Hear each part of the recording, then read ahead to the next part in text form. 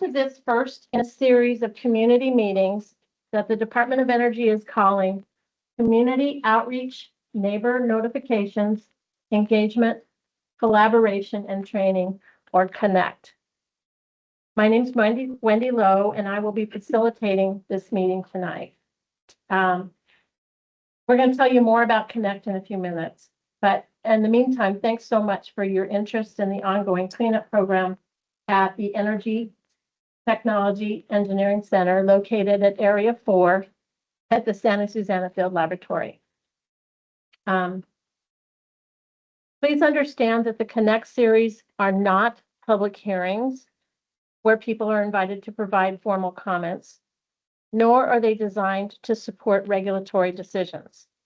Rather, they are designed to provide information to support an ongoing dialogue with the community about DOE's cleanup at Area 4. So the agenda for this session will include 2 informational presentations, one which starts now, and a second one that will start at 6 p.m. The presentations will provide an overview of the ETEC site, the scope of the DOE's cleanup project, and information about current activities. The 2 presentations will be identical to the extent that we are humans. We'll try to make them identical. Both will be followed by an opportunity to ask questions about the information covered in the presentations, invite your feedback on the CONNECT meeting design, and then share next steps that are planned. I would point out that there's a handout that has acronyms on it, so we're going to try really hard, and I'm going to be helping you understand. If they say something that you don't understand, I'll help intervene. So, but if you want to grab that acronym list, that might be helpful. Let's see here. So DOE is committed to the idea that a community working together has the greatest chance of finding solutions that will meet everyone's needs. So with that larger goal in mind, sorry about that. With that goal in mind, I'd like to propose 3 guidelines for today's session.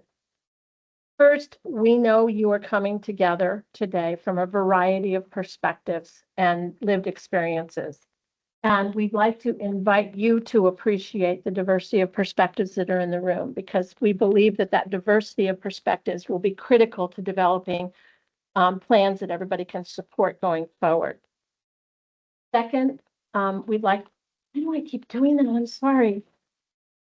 We'd like to invite you to listen with curiosity to what other people have to say. You may hear something that you don't agree with, but rather than getting ready to argue, lean in and try to understand what's been said so that you can understand why people think differently than you do. And then third, as a facilitator, it's my job to make sure that this meeting is respectful. So I'd like to ask everyone to please treat others in the room with kindness and respect. Thank you in advance for your help in complying with those guidelines. So now I would like to introduce the 2 people that will be presenting with me tonight.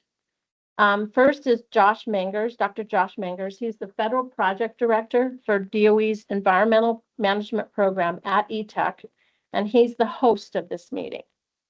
He will share his thoughts on why he wanted to initiate the CONNECT series and provide a quick overview of the history and context of the cleanup program at ETEC.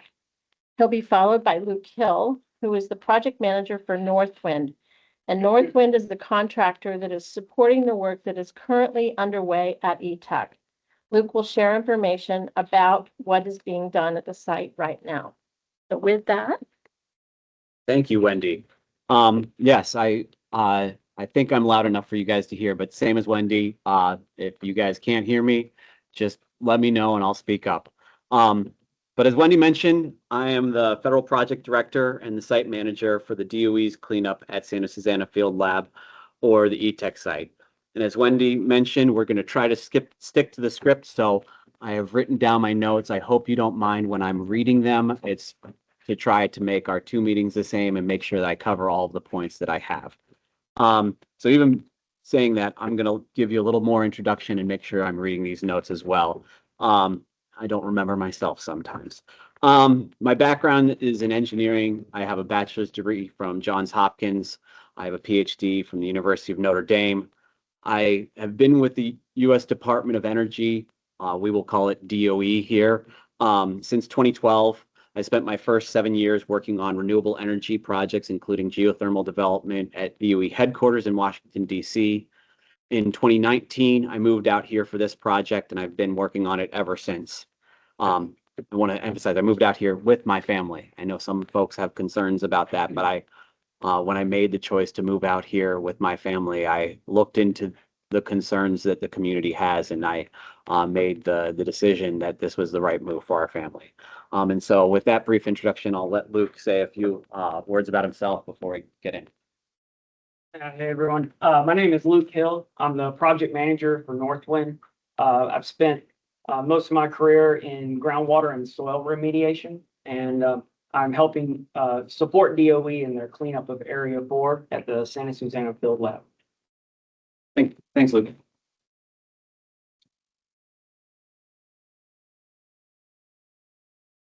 Okay, there's a little delay, I think.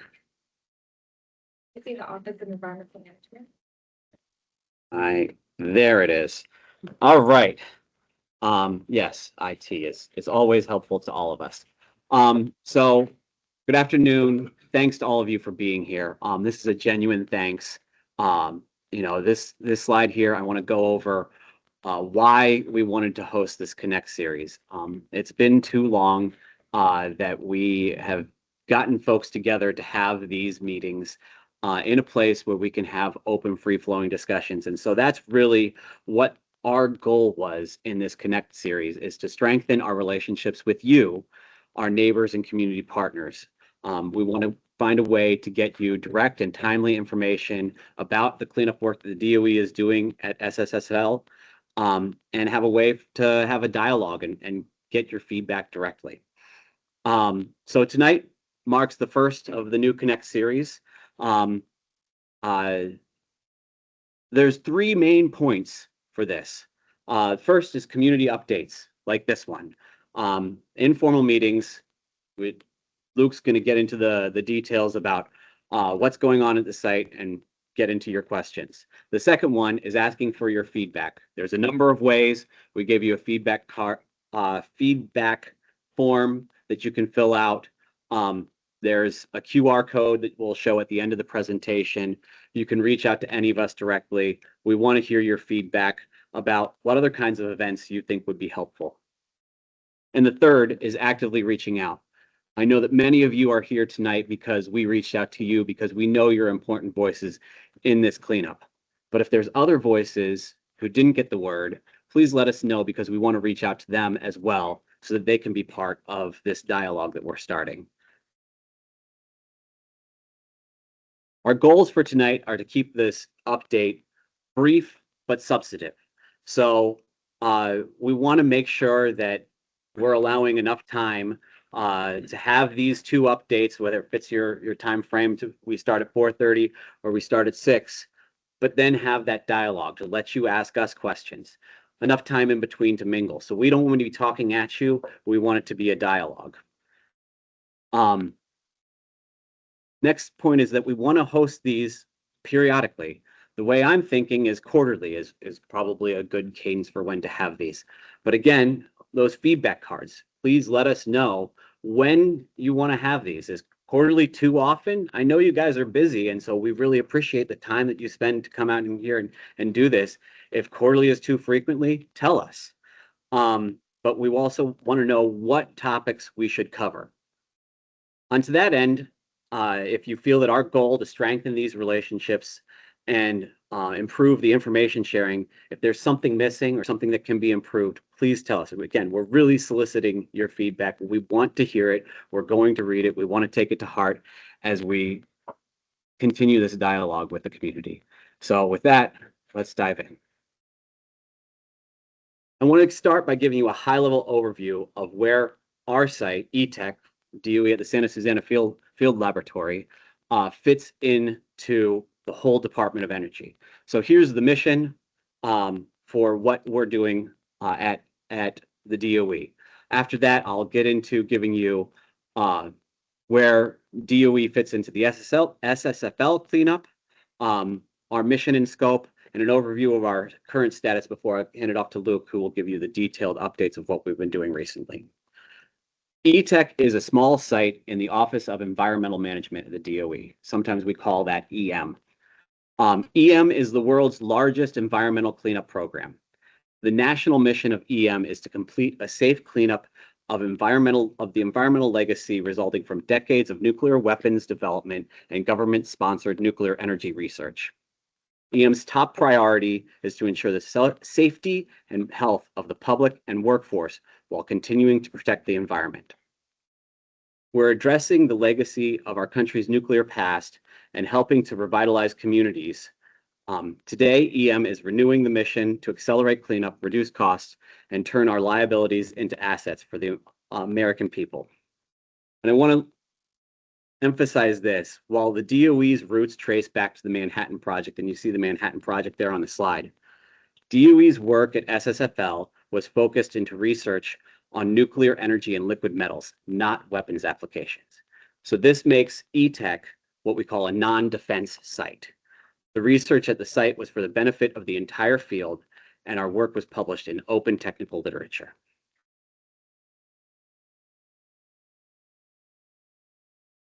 So this map now shows you where EM is managing our active cleanups.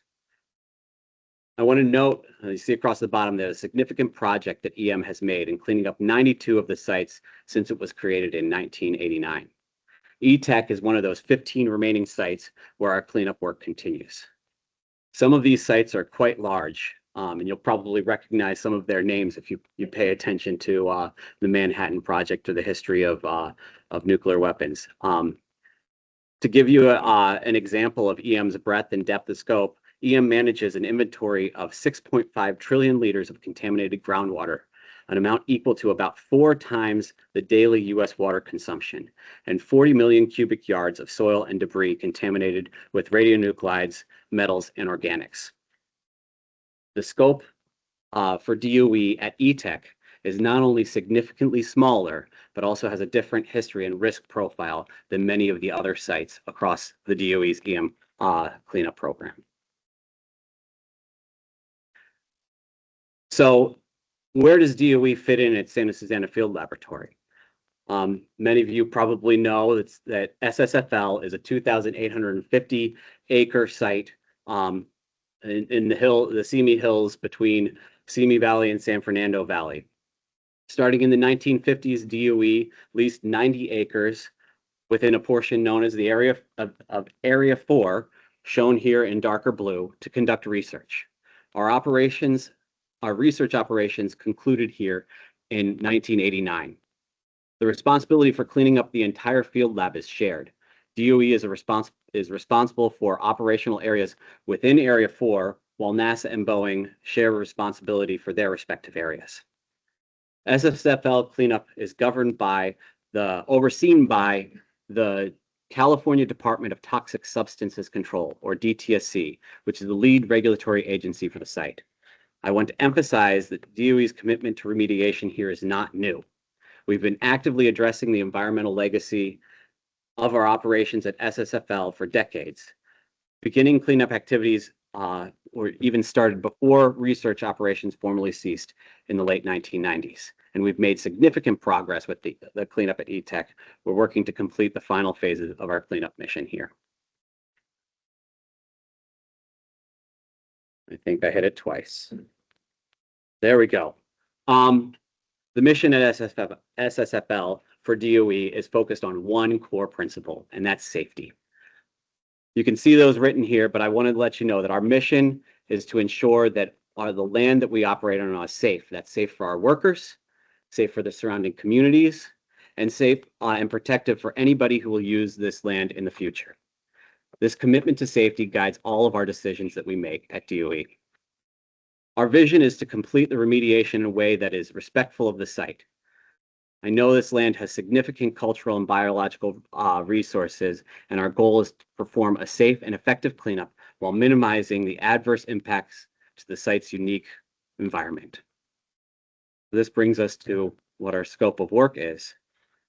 And our remaining scope of work falls into three categories you see written here on the screen. For buildings, at one time, there were over 270 numbered structures in Area 4, and all that remains today for DOE includes one basement, 2 vaults, and a number of building slabs, just a handful of them. Groundwater, where our groundwater investigation and cleanup are governed by a framework known as the Resource Conservation and Recovery Act, also known as RCRA, under the 2007 consent order. Luke's going to be getting into a lot of details on that here shortly, so I'll let him, I won't steal his thunder. For soils, the DOE Soils Cleanup Standard is governed by a separate agreement, the 2010 Administrative Order on Consent, or AOC. For this afternoon's update, we're going to be focused on the work that's happening right now at the site. That will primarily be focused on the first two categories, groundwater remediation and preparations for our next phase of building demolition. I want to note that we'll not be discussing soils cleanup in detail tonight. As many of you know, DOE is in the middle of a formal environmental review process, the Supplemental Environmental Impact Statement, or SEIS, to evaluate soil cleanup alternatives. We held public scoping meetings for that effort last March, and there will be more opportunities for public engagement specifically on soils as that environmental review continues. So what's the current status? And I'll try to stay brief on this before I hand it over to Luke. As I mentioned before, we've made significant progress on building demolition. You see the top two photos here are a before and after of Area 4, where over the summer of 2020 through the fall of 2021, DOE removed our final 18 above ground buildings.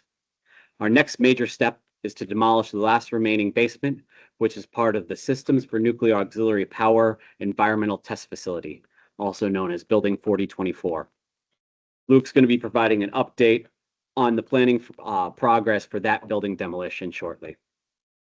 For groundwater, we have decades of characterization data giving us a comprehensive view of groundwater conditions. Our prior sampling has identified where contaminants of concerns, including trichloroethylene, or TCE, and other volatile organic compounds, or VOCs, are located. DOE has active interim measured in the former sodium disposal facility, or FSDF, and the hazardous material storage area, or HMSA. And again, Luke's going to be getting into the details on those interim measures here shortly. And the last thing I want to mention before I hand it off to Luke is that we have an ongoing, robust environmental monitoring program.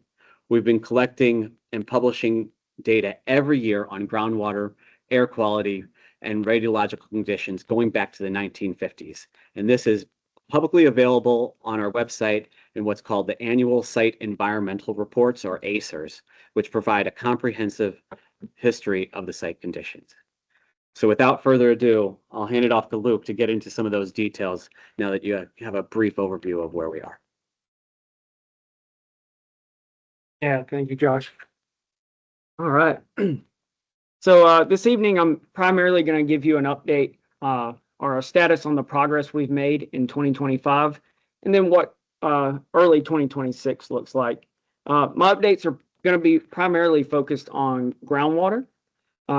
So we're going to go over the Resource Conservation and Recovery Act groundwater process for cleanup, and then where DOE is currently in that process.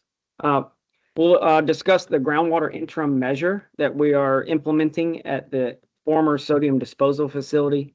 Then we'll give you a status on a pilot study we started at the hazardous material storage area.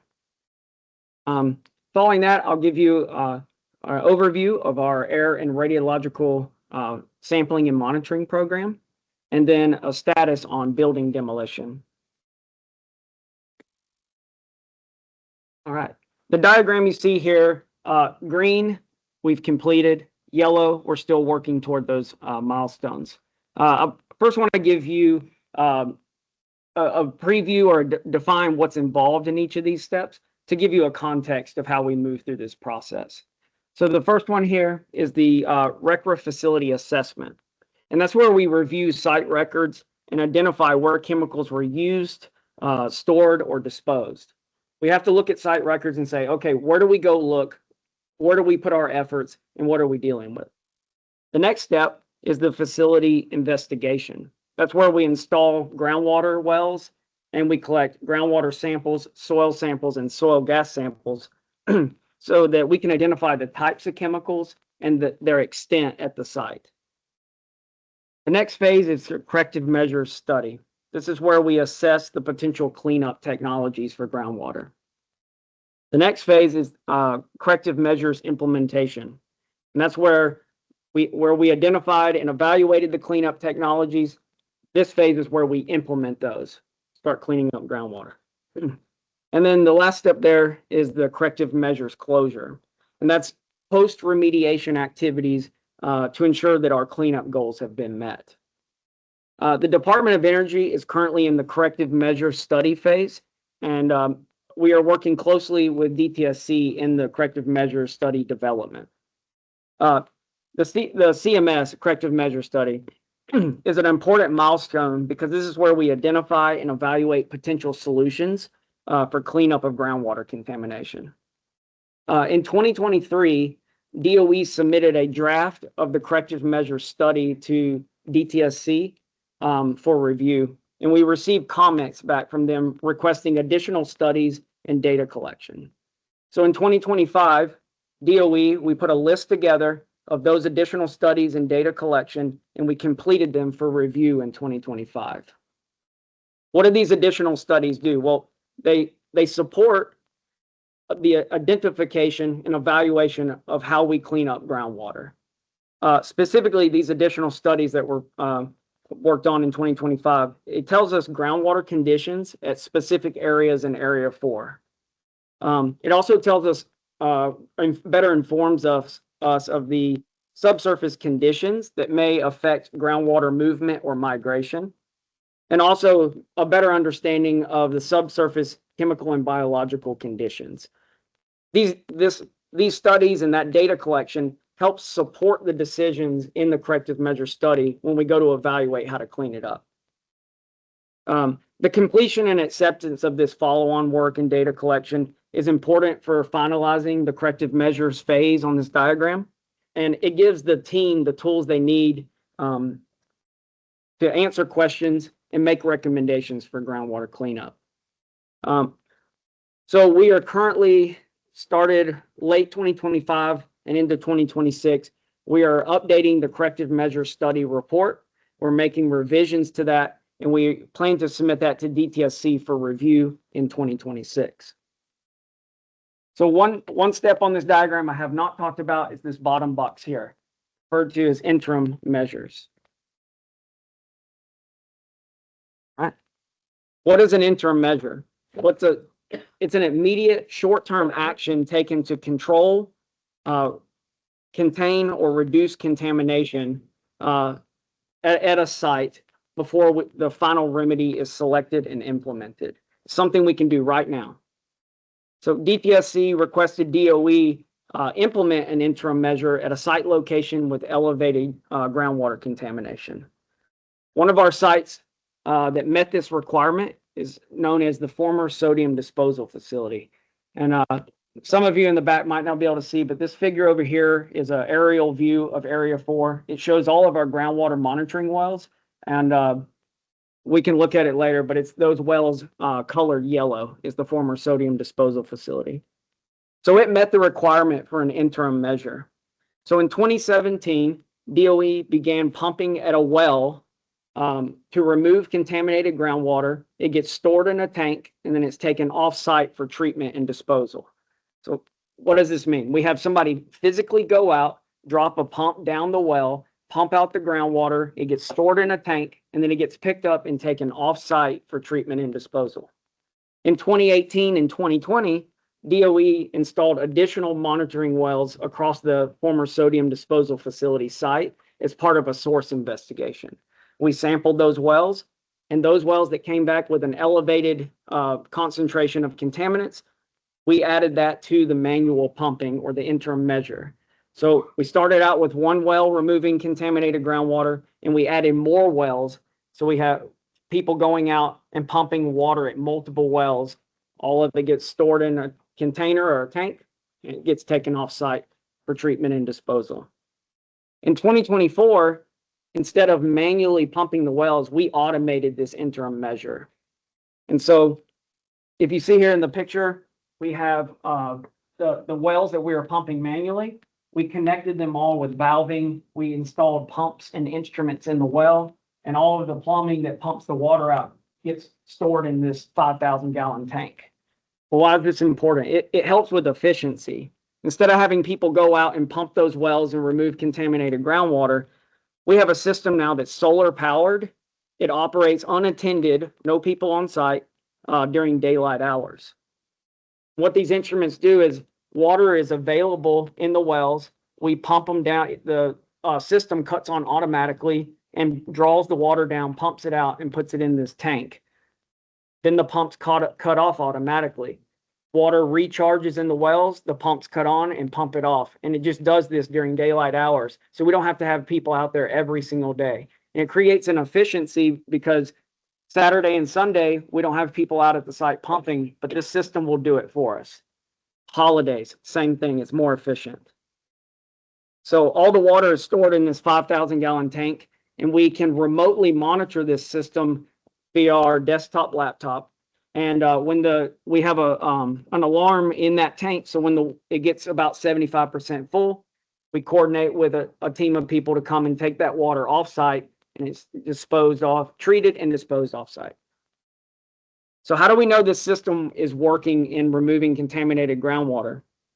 We sample the wells quarterly, and we get the results back to confirm that the system is effectively moving contamination. All of those reports and the data we collect as part of this system and this interim measure is put into a report and submitted to DTSC for review. Since we began the interim measure, we've removed 69,000 gallons of contaminated groundwater.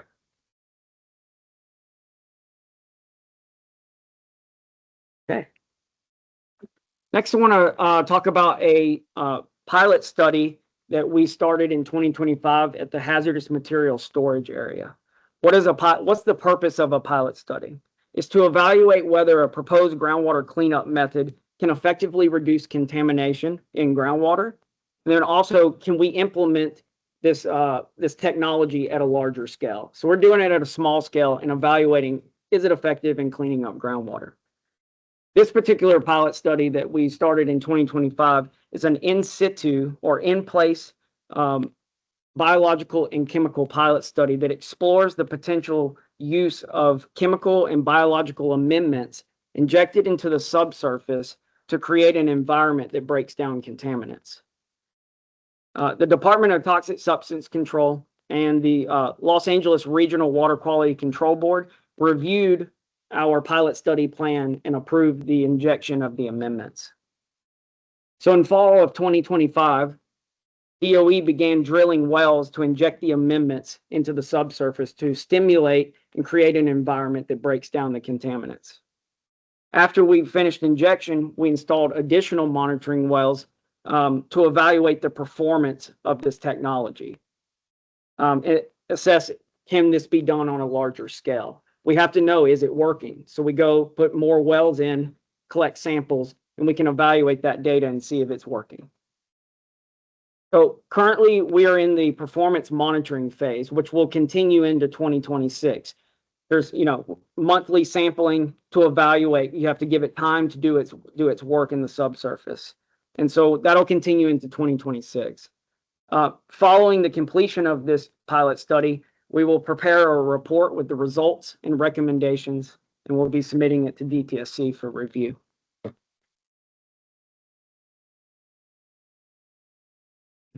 I want to give you an overview of the Area 4 groundwater sampling and monitoring program. It started in 1986 and continues on a biannual basis today.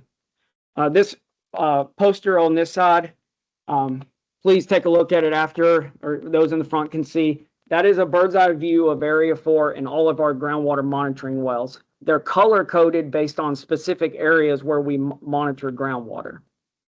We monitor and sample 115 wells in Area 4, and we do it to collect three primary sets of data. One of them is groundwater elevation. So before we sample all these wells, we go to each well, we drop an instrument down, we measure how deep the groundwater is below our feet. And then if we know the elevation of where our feet are standing, we can subtract off and figure out the elevation of groundwater below the ground surface.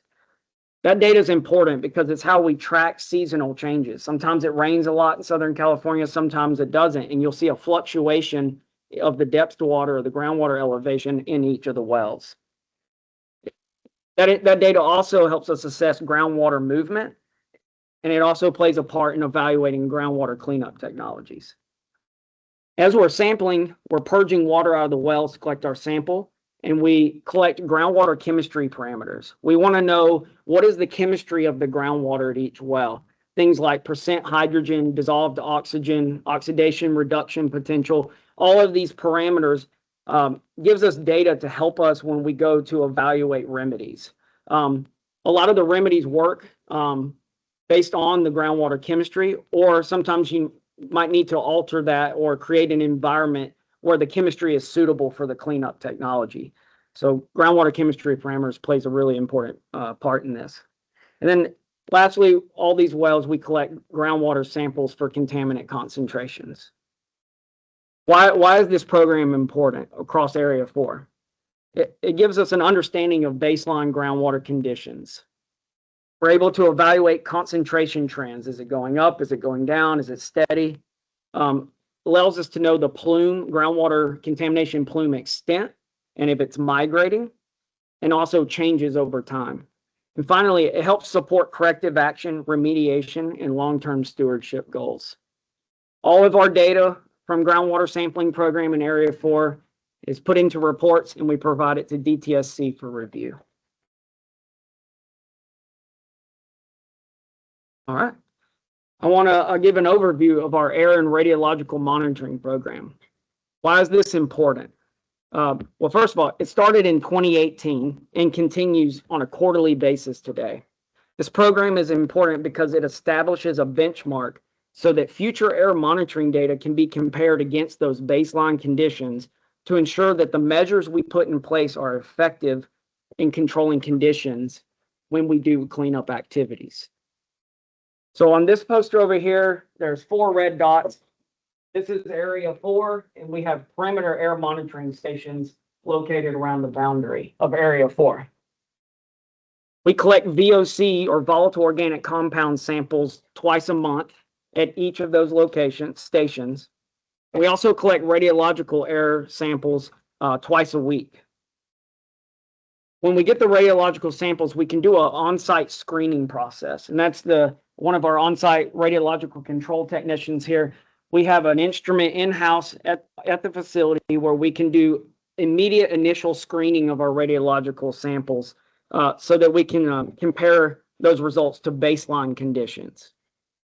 Following the on-site screening process, we combine all of our radiological samples and we send it to an off-site laboratory to get specific radionuclide analysis. That's the real tell there. We also have a dosimetry area monitoring program. We have 19 locations within Area 4 and around the boundary of Area 4 that are continuously monitoring for radiation.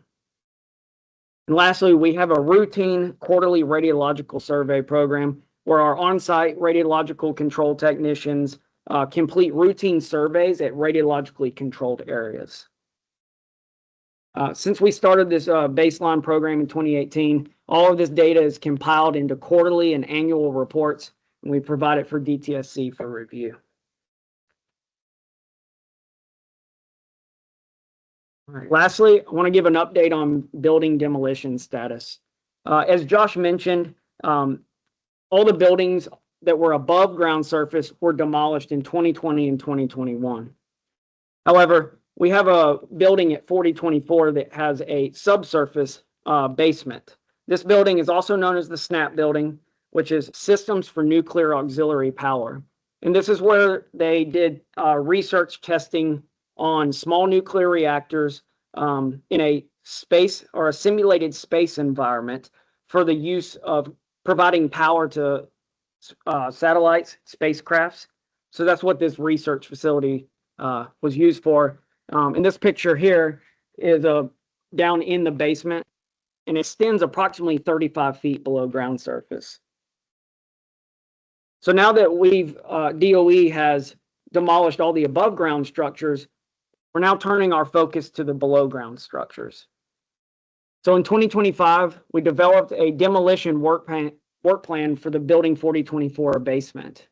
And this work plan outlines our procedures, our approach, excavation around the building, and how we're going to remove the basement.